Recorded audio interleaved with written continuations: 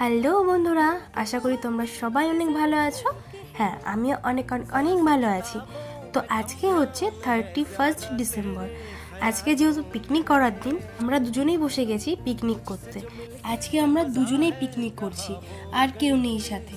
তার কারণ সবাই সবার মতো বাইরে ঘুরতে বেরিয়েছে, আর আমাদের প্ল্যানিং ঠিক অন্যরকম ছিল। এই জন্য আমরা কারোর সঙ্গে বেরোইনি, তাই আমরা দুজনেই আজকে পিকনিক করেছি। বেশ কয়েকদিন আগে আমি এই মাটির উনুনটা হাট থেকে কিনে এনেছিলাম। ভাবছিলাম যে এই উনুনটাই কিছু একটা করব, কিন্তু কি রান্না করব সেটা বুঝতে পারছিলাম না। তারপর কয়েকদিন আগে আমি এই উনুনটার মধ্যে কয়টা পিঠে করেছিলাম।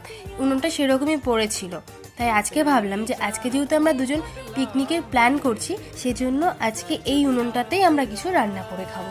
তাই এরকম ভাবতে ভাবতে মনে পড়লো আমরা তাহলে আজকে একটু বিরিয়ানি করে খাই।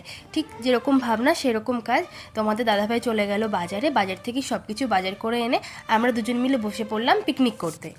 এর আগে আমরা যতবার পিকনিক করেছি অনেক লোকজন মিলে পিকনিক করেছি, কিন্তু এই ফার্স্ট টাইম আমরা দুজনে একান্তভাবে সময় কাটালাম এবং পিকনিক করলাম। দুজনে মিলে পিকনিক না করলে বুঝতে পারতাম না যে এত আনন্দ হয়। আমরা সত্যি অনেক আনন্দ করে পিকনিকটা করেছি। বিরিয়ানিটা দমে বসানোর পর কি সুন্দর যে দম হয়েছে এই উনুনের মধ্যে, যে সামনে থেকে না দেখবে বুঝতে পারবে না।